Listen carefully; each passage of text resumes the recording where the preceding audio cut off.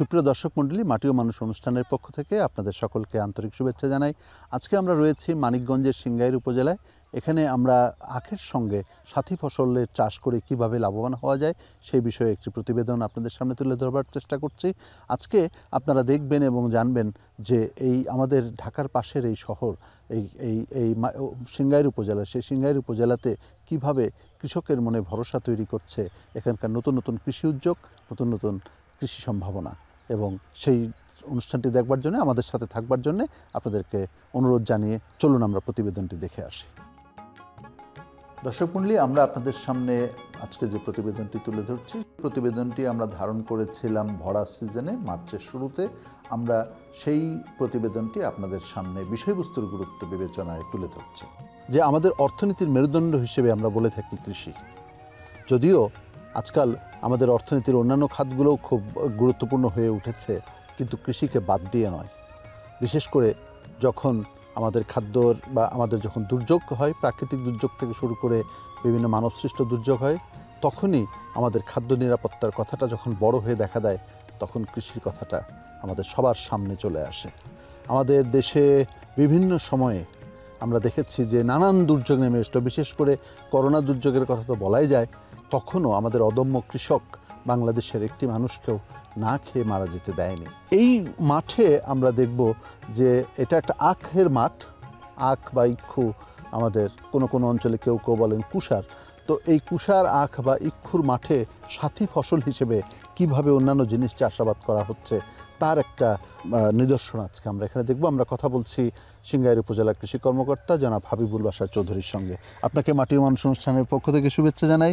যেমনটি আমি বলছিলাম, আপনি শুনছিলেন যে আপনি আমাদেরকে নিয়ে এসছেন যে কৃষি আসলে কতটা সম্ভাবনাময় এবং আমাদের কৃষকরা কতটা আন্তরিকভাবে চেষ্টা করে যাচ্ছেন আমাদের খাদ্য নিরাপত্তা নিশ্চিত করার জন্য, তার নিজের অর্থনীতিকে বিকশিত করার জন্যে। তো এই মাঠে আপনি আমাদের কি দেখাইতে চান, কি বোঝাইতে চান? জি, ধন্যবাদ। সিঙ্গারটা হচ্ছে ঢাকার খুবই কাছে এবং সিঙ্গারকে বলা হয় ঢাকার কিচেন হাউস। সিঙ্গারের ক্রপিং যে ইন্টেন্সিটি 255 এবং যে আমাদের ক্রপিং এরিয়া যেটা আছে সেটা 16,245। তার মানে আমাদের যে ক্রপিং ইন্টেন্সিটির কথা বললাম, এখানে এক জমিতে একাধিক ফসল হয়। আমরা যে বর্তমানে যে মাঠটাতে আছি, এখানে একসাথে 3টা ফসল কৃষক বাইরে করতেছে। মূলত মূল ফসল হচ্ছে আখ, এর সাথে হচ্ছে দেখেন এই যে মূলা করতেছে। এখন মূলা কিন্তু আমাদের হারভেস্ট খুবই সুন্দর হয়েছে। এছাড়া দেখেন এই যে এখানে কৃষকরা আমাদের এখানে ভুট্টা করেছে। এই ভুট্টা কিন্তু সে ফসল হিসাবে সে এটা উৎপাদন করবে না, ঘাস হিসেবে, গোখাদ্য হিসেবে এটা বিক্রি করবে। 1 বিঘা ভুট্টা এখানে যে আছে, নর্মালি কৃষকরা 20 থেকে 25,000 টাকা ভুট্টা তারা বিক্রি করবে। এবং যে আখটা যে থেকে যাবে, এই আখটা হচ্ছে তার মূল ফসল হিসেবে থাকবে। সাধারণত আমাদের সিংহের কৃষক ভাইদের যে প্র্যাকটিস হচ্ছে, সাথী ফসল হিসেবে আখের সাথে পেঁয়াজ করে থাকে, মূলা করে থাকে, লাল শাক করে থাকে, এরপর ধনিয়া করে থাকে, ভুট্টা করে, বাঁধাকপি করে, ফুলকপি করে, সরিষা করে। তো এই যে এই ফসলগুলো তারা করছে এবং মূলত সাথী ফসল থেকে তারা যে লাভটা পায়, এটা হচ্ছে আখের উৎপাদন খরচের জন্য ব্যয় করে এবং বিঘা প্রতি যে আখটা বিক্রি করে এটা তার ভবিষ্যতের জন্য রেখে দেয়। এই হচ্ছে আমাদের সিঙ্গারের মূলত যে আখের সাথে সাথী ফসলের মূলত প্র্যাকটিস। আর আমরা কৃষি বিভাগ সর্বত্র কৃষক ভাই, আখ তো একটা বছরব্যাপী ফসল, হ্যাঁ তাই তো? এবং আগে তো এক জমি, আখের জমিতে শুধু আখই হতো, কিন্তু এখন এই ভাবনাটা পাল্টে যাচ্ছে, আখের জমিতে আরও 2-3 রকমের ফসল করা হচ্ছে। এর প্রয়োজনীয়তাটা কি? এর পর্যন্ত অর্থনৈতিক বিষয়টাকে বাঁধে চিন্তা করতে হবে। কারণ একটা ফসল যদি আমরা 1 বছর রেখে দেয়, এখানে মূলত আখ যদি একজন আখই করতো, দেখা যেত যে উনি বছর শেষে 1 বছর শেষে 10 মাসের যে ফসলটা এটা বিক্রি করতো 1,20,000 থেকে 1,50,000-এর মধ্যে। সাথী ফসল যদি করা হয়, এর সাথে কিন্তু এই যে বিক্রিগুলো, তার মধ্যে উৎপাদন যে খরচটা আছে, এই যে উৎপাদন খরচ 40,000 থেকে 50,000 টাকা যে লাগবে, এটা সে সাথী ফসলের সাথে ভুট্টা, এরপরে মূলা, এই যে ধনিয়া, এগুলো থেকে যে লাভটা পায়, এগুলো আগের উৎপাদন খরচ হিসেবে এগুলো তারা এই উৎপাদন খরচ ব্যয় করে থাকে। যার কারণে হচ্ছে আখ থেকে যে টাকাটা পায়, এটাই হচ্ছে কৃষক ভবিষ্যতের জন্য এটা কাজে লাগে। এখানে যেই আখ চাষটা করা হচ্ছে, এটা কোন জাতের আখ? এটা হচ্ছে আমাদের রংবিলাস জাতীয় আখটাই মূলত এখানে করে, এছাড়া অমৃত করে, গ্যান্ডারিও করে থাকি সিঙ্গারে। আচ্ছা, এটা তো মূলত ওই চিবিয়ে খাওয়া বা চিবিয়ে খাওয়া, রস রসের খাওয়ার জন্য রস এটা খাওয়ার করা আখটাই হয়। করা হচ্ছে। আচ্ছা, এই অঞ্চলে কি আখের গুড় হয়? হ্যাঁ, কিছু কিছু কৃষক ভাইরা আছেন, তারা আখের গুড় তৈরি করে থাকেন। আর মূলত হচ্ছে এই সিঙ্গার যেহেতু ঢাকার খুবই অতি সন্নিকটে, তো মূলত এখানে রস করে যে চিবিয়ে যে খাওয়ার আখটাই তার মূলত বেশি করে থাকে, মূলত এবং ঢাকার বাজারটাই ঢাকার হচ্ছে বাজারটাকে ধরার জন্য। এবং ধরার জন্য। সিঙ্গারে 280 হেক্টর জমিতে আখ চাষ করা হয়। 280 হেক্টর, তাহলে তো বেশ বেশ অনেকখানি জমি। এই আখ চাষের ক্ষেত্রে কৃষি সম্প্রসারণ অধিদপ্তর কিভাবে সহযোগিতা করেন আপনারা? আমরা মূলত কৃষক ভাইদেরকে বিভিন্ন প্রযুক্তিগত সহযোগিতা করি। কখন সার প্রয়োগ করতে হবে, রোগ হলে ইনসেকটিসাইড বা পেস্টিসাইড যে ব্যবস্থাপনা, সেগুলো আমরা প্রদান করে থাকি। একই সাথে বিভিন্ন আমাদের যে আখ গবেষণা ইনস্টিটিউট আছে, ওখান থেকে আমাদের তাদের সাথে যোগাযোগ করে নতুন কোনো জাত যদি আসে, তাহলে আখ গবেষণা ইনস্টিটিউটকে আমরা অনুরোধ করি যে আমাদের সিঙ্গারের যে মাঠগুলো আছে সেগুলোতে তারা যাতে, এখানকার মাটি আখ চাষের জন্য খুবই উপযোগী। খুবই উপযোগী। আচ্ছা, একটা জিনিস আমার একটু কৌতূহল হচ্ছে যে এই আখটা তো খাওয়ার জন্য, মানে একে চিবিয়ে রস খাবো, তো সেখানে রাসায়নিক সারের ব্যবহার যদি অনেক বেশি হয় তাহলে কি কোনো স্বাস্থ্য ঝুঁকি থাকতে পারে? এটা হচ্ছে গবেষণার বিষয়, এটা দেখতে হবে। তবে সাধারণত বেশি সব কিছুই শরীরের জন্য খারাপ।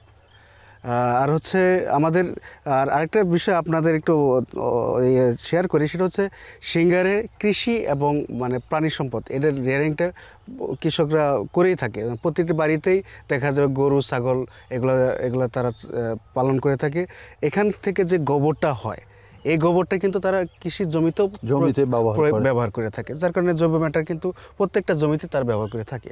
তো এই কারণে আমি মনে করি যে খুব বেশি পরিমাণ রাসায়নিক সার যে ব্যবহার করে তা না। এটা খুবই আশাবাদী করলো, কারণ আমাদের অবশ্যই এটা পরীক্ষা নিরীক্ষার বিষয়, তবে সাধারণভাবে এখানকার কৃষকরা তাদের জমিতে গোবর সার অনেক ব্যবহার করেন বিধায় অন্য অনেক এলাকার মতো হয়তো রাসায়নিক সারের ব্যবহারটা নয়। আর আপনারা কৃষি বিভাগের পক্ষ থেকে তো সবসময় নিরাপদ খাবারের সবসময় পরামর্শ দিয়ে যাচ্ছে। অনেক ধন্যবাদ বাশার সাহেব আপনাকে।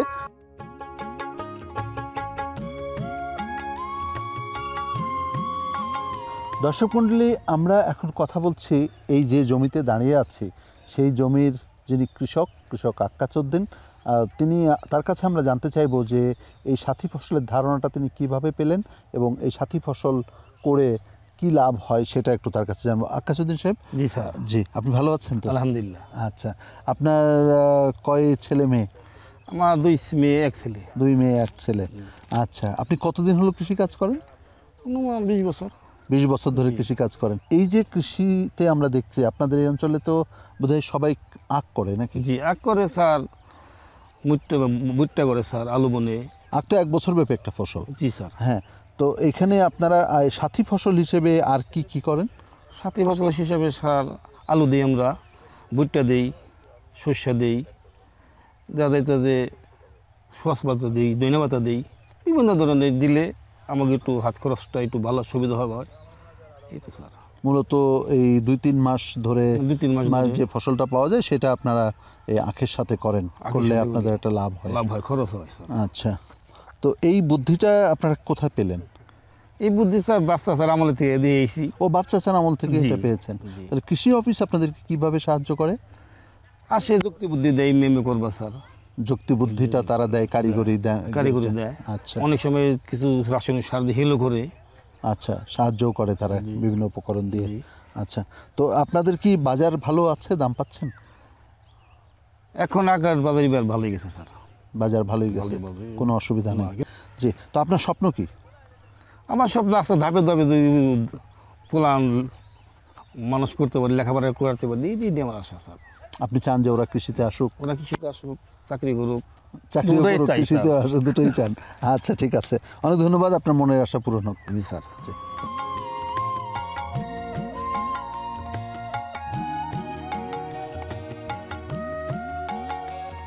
দর্শক মণ্ডলী, কৃষি অর্থনীতির কথা বলছিলাম, সেটিতে আপনারা শুনেছেন যে আমাদের দেশের সামগ্রিক অর্থনীতিকে যদি এগিয়ে নিয়ে যেতে হয় তাহলে আমাদের কৃষি অর্থনীতির ভিত্তিও মজবুত হওয়া দরকার। আমরা মানিকগঞ্জের সিংগাইর উপজেলাতে এখানে যে কৃষিতে যে বৈচিত্র্য এবং কৃষিতে যে নানান ধরনের উদ্ভাবনী জিনিস দেখছি সেটা কিন্তু আমাদেরকে কৃষি অর্থনীতির ভিত্তি মজবুত করার ক্ষেত্রে আশাবাদ যোগায়। আমরা এই বিষয়ে এই উপজেলার যিনি অভিভাবক, উপজেলা নির্বাহী কর্মকর্তা জনাব কামরুল হাসান সোহাগ সাহেবের সঙ্গে কথা বলবো। আমরা যতটুকু জানতে পেরেছি যে এখানে কৃষি একটা বৈচিত্র্যময় জায়গা জুড়ে আছে এবং আপনি নিশ্চয়ই জানেন যে কৃষি অর্থনীতি আমাদের সামগ্রিক অর্থনীতির জন্য খুবই গুরুত্বপূর্ণ। তো কিভাবে কৃষি অর্থনীতি এখানে কতটা মজবুত একটু যদি আমাদেরকে বুঝিয়ে বলতেন আপনার পর্যবেক্ষণ। ধন্যবাদ। আপনি সঠিক বলেছেন। সিংগাইর ঢাকার খুব কাছে হওয়াতে এখানে নানামুখী পণ্যের চাহিদা রয়েছে এবং সেই পণ্যগুলা উৎপাদনে এখানকার কৃষক উদ্ভাবনী তার ভূমিকা রেখে নানাবিধ মানে প্রোডাক্ট তারা উৎপাদন করে, ফসল তারা উৎপাদন করে। আপনি জানেন যে সিংগাইরে প্রচুর পরিমাণে গাজর হয়, আপনি এটাও নিশ্চয়ই অবগত আছেন। সিংগাইরে প্রচুর সরিষা হয় এবং সিংগাইরে সরিষা থেকে মধু উৎপাদন হয়। সিংগাইরের সবজির বিশাল একটি উৎপাদন রয়েছে এবং সিংগাইরের সবজি ঢাকার যে বাজারগুলো রয়েছে, বড় বড় কারণ বাজার বলেন, মোহাম্মদপুর টাউন হল বলেন, সেখানকার বড় বড় যে আড়তদার আছে তাদের অনেক মানে বড় একটা অংশ কিন্তু সিংগাইর থেকে যায়। এখানে যেটা হয় সেটা হচ্ছে যে সিংগাইরের কৃষকরা মানে ভালো একটা দাম পায়, যেটা হয়তো আপনার একেবারে ঢাকা থেকে অনেক দূরে যে জেলাগুলো রয়েছে তাদের তুলনায় এরা কিছুটা লাভবান হওয়ার বা একটা সুযোগ রয়েছে এই সিংগাইরের কৃষকের। তো আপনি যেটা বললেন যে কৃষি অর্থনীতিতে কিভাবে লাভবান হওয়ার কৃষকের যে সুযোগটি রয়েছে, এখানে অবশ্যই একটা ডিস্টেন্স একটা ফ্যাক্টর। আরেকটা বিষয় হচ্ছে যে এখানে মানে জমি খুবই উর্বর, যার কারণে এক জমিতে বছরে মানে প্রায় 2.5টার মতো ফসল হয়। আমি যদি ম্যাথমেটিক্যালি বলি, মানে এক জমিতে এবং অনেক ক্ষেত্রে দেখা গেল যে একই সাথে সাথী ফসল হিসেবে অনেক চাষাবাদ হয়। আপনি যেমন আমরা এই মুহূর্তে আপনি যে প্রোগ্রামটি করছেন সাথী ফসলে আখের চাষ, মানে আখের চাষে সাথী ফসলের ব্যবহার যেটাই বলি না কেন, এখানে আপনি দেখতে পাচ্ছেন যে এই আখের সাথে আপনি দেখতে পাচ্ছেন মূলা, দেখতে পাচ্ছেন এখানে সরিষাও রয়েছে, ভুট্টাও রয়েছে। অন্য সময় আমরা দেখতে পাচ্ছি যে অন্যান্য সবজিও দেয়, শাক আছে, অন্যান্য শাক করে। তো এখানে এই জন্য মানে একই জমিতে অনেকগুলো ফসলের অনেকগুলো আউটপুটও কৃষক পাচ্ছে, কোনো সন্দেহ নেই। আমি যদি আপনাকে একটু ভিন্নভাবে বলি, আমি এই যে ঢাকার দূরবর্তী কৃষক আর এই যে সিংগাইরের কৃষকের একটা তুলনা আপনার কাছে আনলাম, আমি আখের বিষয়টা দিয়ে আপনাকে বোঝাতে যাচ্ছি। সেটা হচ্ছে যে এই যারা মিলজোন এরিয়ায় যে সকল কৃষক আখ উৎপাদন করে, আপনি জানেন যে অধিকাংশ আখ তো মিলজোন এরিয়াতেই হয়। নন মিলজোন এরিয়া যেমন সিংগাইরটাও নন মিলজোন এরিয়া, এখানে হচ্ছে, এখানে 280 হেক্টর জমিতে সিংগাইর উপজেলায় আখ উৎপাদন হয়। যাই হোক, এই আমি ঠাকুরগাঁর ওখানকার যে মিলের এজিএম এর সাথে কথা বললাম, আমার পরিচিত আছে। তো তিনি বললেন যে ওখানে আপনার 1 বিঘা জমিতে কৃষককে তারা অন অ্যান এভারেজ 75,000 টাকা আখের মূল্য দেয়। বিঘা তো বোধহয় 50 শতক। 50 শতক, আমি এটাও কনভার্ট করে আপনাকে বলতেছি। তো ওখানে 50 শতকে তারা 75,000 টাকা আখের মূল্য পায়। আচ্ছা, এখানে যে কৃষক, এখানে ওরা 35 শতকে বিঘা বলে, তো ওটাকে যদি 1.5 গুণ করলে আমার 50 শতকে কনভার্ট হয়ে যাবে।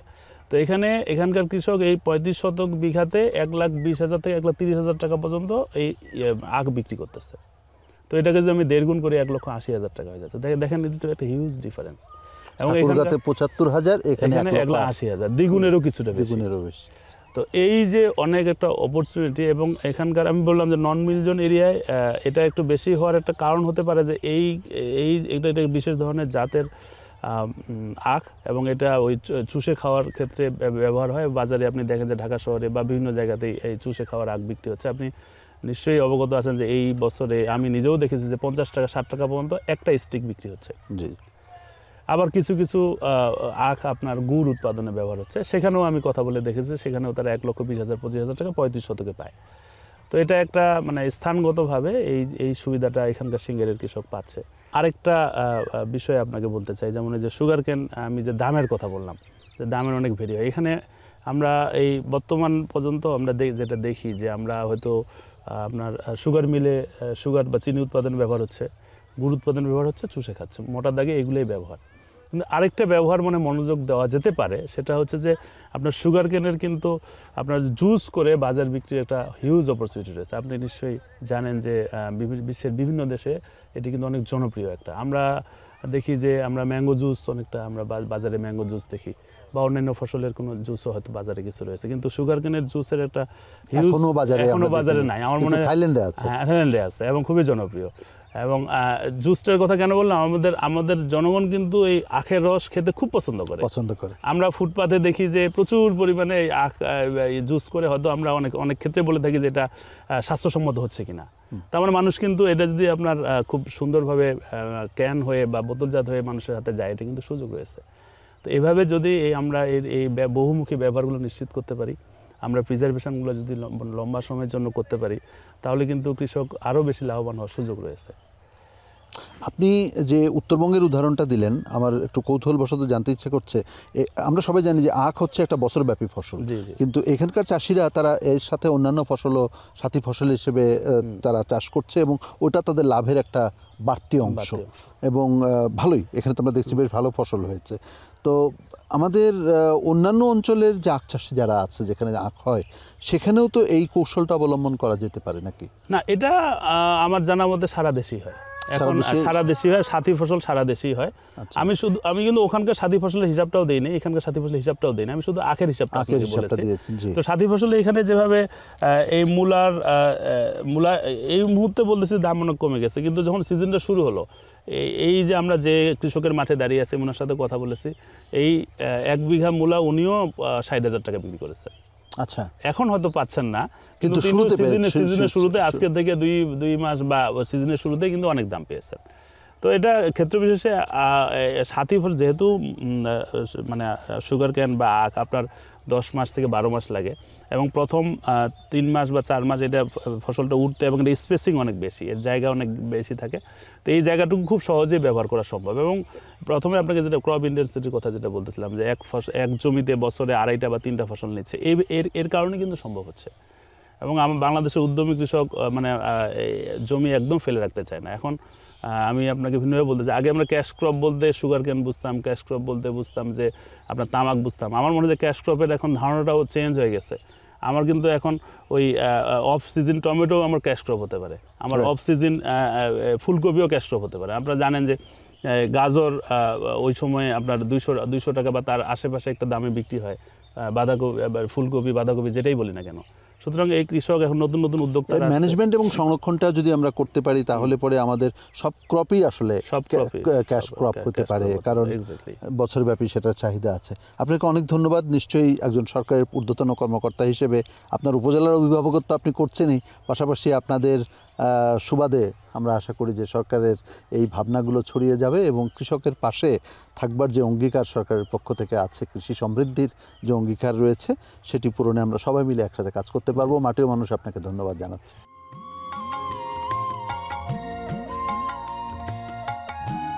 দর্শক মণ্ডলী, আমরা এতক্ষণ ধরে কৃষকের কথা শুনলাম। এখানকার উপজেলা কৃষি কর্মকর্তা তিনি বললেন, এই উপজেলার অভিভাবক উপজেলা নির্বাহী কর্মকর্তা তিনিও বললেন, এবং তারা প্রত্যেককে যে কথাটিতে জোর দিলেন সেটা হচ্ছে যে আমাদের কৃষকরা তারা অদম্য এবং তারা চেষ্টা করে যাচ্ছেন যে তাদের প্রতি ইঞ্চি জমিটাকে তারা যাতে ব্যবহার করতে পারেন। এবং সত্যি সত্যিই আমরা মাঠে এসে দেখেছি যে সিংগাইরের কৃষকরা তারা জমি কখনোই ফেলে রাখে না, তারা কিছু না কিছু চাষাবাদ তারা করছে, সাথী ফসল হিসেবে করছে। একটি শেষ হতেই আরেকটি, অথবা একটি যখন শেষ হওয়ার পথে তখন আরেকটি ভূমিষ্ঠ হচ্ছে। এই ধরনের একটা রূপান্তরের প্রক্রিয়ার মধ্য দিয়েই কিন্তু তারা কৃষিটাকে এগিয়ে নিয়ে যাচ্ছে। এবং এই যে সম্ভাবনা এখানে আমরা দেখছি, এই ধরনের সম্ভাবনাগুলোকে সারা দেশে ছড়িয়ে দেওয়া দরকার। অর্থাৎ আমাদের সেই পুরনো আমলের যে কৃষি আছে, সেই গতানুগতিক ধারার যে কৃষি আছে, সেই গতানুগতিক ধারার কৃষির পরিবর্তে একটু আধুনিক মনস্কতা নিয়ে, একটু বিজ্ঞান মনস্কতা নিয়ে এবং আধুনিক প্রযুক্তির ব্যবহারের সম্মিলন ঘটিয়ে আমরা যদি কৃষিক্ষেত্রে রূপান্তর নিয়ে আসি, তাহলে আমাদের কৃষি সমৃদ্ধি আরও সুদৃঢ় হতে পারে। আশা করি সংশ্লিষ্ট সকলে এটি ভেবে দেখবেন, মাটিও মানুষের সাথে থাকবেন। মাটিও মানুষের সঙ্গে থাকবার জন্যে আপনাদেরকে অনুরোধ এবং কৃতজ্ঞতা জানিয়ে আজকের মতো বিদায় নিচ্ছি। ধন্যবাদ।